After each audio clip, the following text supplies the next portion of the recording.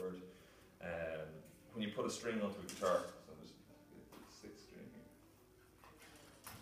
So what I do when we string the guitar is get a string like that, pop it into the hole first, and pop it in a sort of a decent amount as well, right? So not I wouldn't put it straight in. Give it a little bit of room to go down into the hole, right?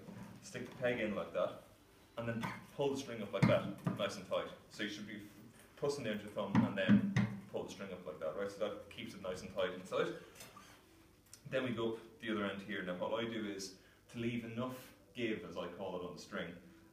What I do is I use usually about 3 or 4 fingers, slap them straight on the 12th fret and down to the peg like that, and make a little twist in it like that. So you see you've given the string enough give here. It's nice and, you know, it's not going straight up to the peg, and you're not going to wind it around like crazy either.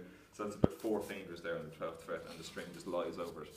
Then after that, you've made that little bend there, so your bend is there, a little marker. And then I would feed it into the hole. Now here's the crucial part, and a lot of people don't do this. To get your string to kind of lock in properly and to get it to slip out of tune, what I do is your strings should go from the inside out. So the strings here, they're all going inside the pegs and going outwards. So on the 6 and 5 and 4 here, they're all going up and they're all going around to the left. And then for 3, 2 and 1, they're all going up and around to the right. But what you should do is, once you've threaded the string through the small hole there in the machine head, thread it back around the way it came, underneath like that. So you can see it's threading in, back underneath the string, okay? And then pull it back around like that. And what that does, if you look at it closely there, you've created a little catch, a little hook on the string, and that tension between the two, between the hook and the string, will help to keep it in tune better. The only thing you need to do when you're twisting it around is, now I have a little tool here, it's called Pro Winder. You can get them for about 7 or 8 quid, they're really handy. They're about 3 times faster than your hand. What I do is I hold the string down like that, okay, and I hold this bit up, and you can do it with your fingers, you can do it whatever way is handy, but it generally, as long as I hold it up, it's gonna maintain that little hook properly, it's gonna maintain the tension. So I try and hold it down with my thumb and that up there, and then just wind it up like that, and you should see the hook kind of maintains the whole way through. Up like that, and I've put it on the nut there.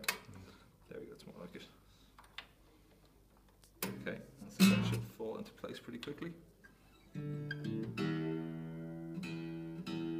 Sounds more like it. So you see there's not a huge amount of wind on the machine head, it's just enough wind. If you put too much wind on it, it's going to cause problems, and if you don't put enough wind on it, it's going to cause problems. So you just need a small amount. You should see like roughly 2 loops around. That should do the job. And then the last thing to do with your strings, hold the string on the 1st fret there, okay?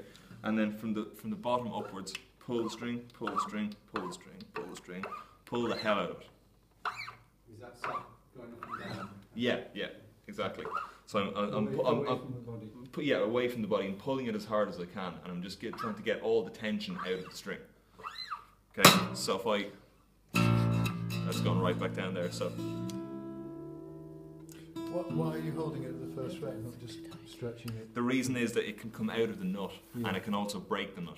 Oh, I see. So what we do is, if I were to pull the string out and I didn't hold it at the 1st fret, first of all, it could pop out of the nut where it's sitting in, and second of all, you can actually break part of the nut as you're doing it. So the idea is you're keeping that tension there if you hold it down on the 1st fret. The string will still move, but it'll lie into the groove. So, and again, do it again.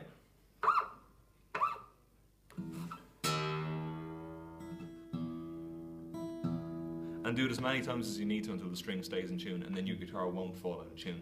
A lot of people believe that if you put the strings on and just play them and just play them and play them, eventually, yeah, you'll get all the tension out of them. But the problem is your string will probably be dead by the time you do it.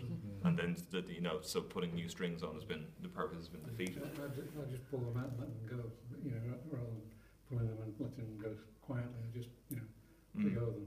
Yeah. Oh, you can do that as well. That works. Yeah. And a lot of people will run their hand from the bottom and run them right upwards like that and let them snap back in. That works as well. I just for control's sake, and I'm also very scared of loud noises. There we go. You want to do one string at a time. Some people say take the whole lot off. And then, Yeah. Yeah, and the reason I don't do that is because some guitars are very, very responsive to changes in tension, particularly cedar top guitars, because cedar is such a delicate wood that it tends to kind of move all over the place very easily. Spruce is a little bit tougher. But still, just to maintain, just in case anything were to happen to the neck, or you know, with the change in tension or anything like that, I try to do them one string at a time, just because I find it easier. Some packets of strings, like the Martin packets of strings, they're packaged like the 6th and the 3rd string, the 5th and the 2nd, and the 4th and the 1st.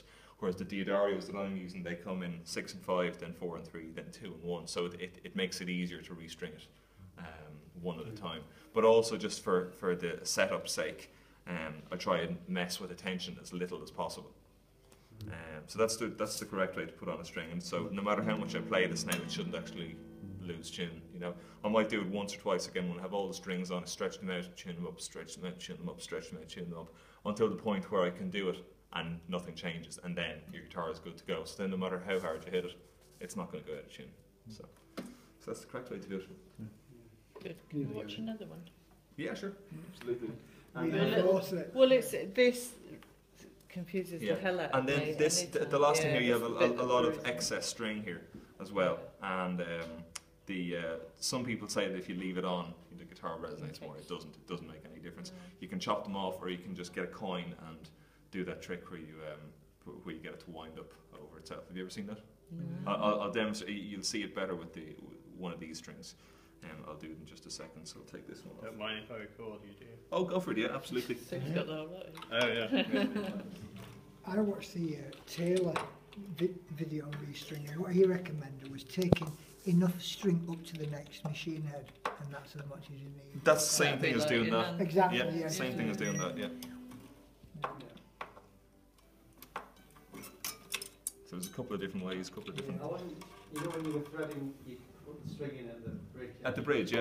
And fed it through guided it through the nut. Mm-hmm. And then I put the string through I get the hole in the machine head lined up. Yeah. So that it can go straight through. I wasn't too sure what you did after that. Yeah, so what I did after that, what's the best way to explain it? I'll try and find a way of explaining it as I'm doing it here. You see, I do what you did. I do the 4 fingers measuring thing, and then just do the bend over, so that it stops it pulling through. And then I make sure when I start riding the string on, that that first bend, the string's pointing that way. Yeah. And I've got my finger on here just to make sure I get a good 90-degree bend or whatever it is. Yeah, okay. Yeah, what I'll do is I'll just do this. With the unwound strings, I tend to. What do I do? The first wind tends to trap the string, and then the next one goes underneath the flappy excess bit of string. So is that what you were doing with the? No, you bent it round first. I think you bent it back on itself. Yeah, it's bending back underneath. The handiest way is I'll actually show you, so you'll probably be able to feel it a little bit better.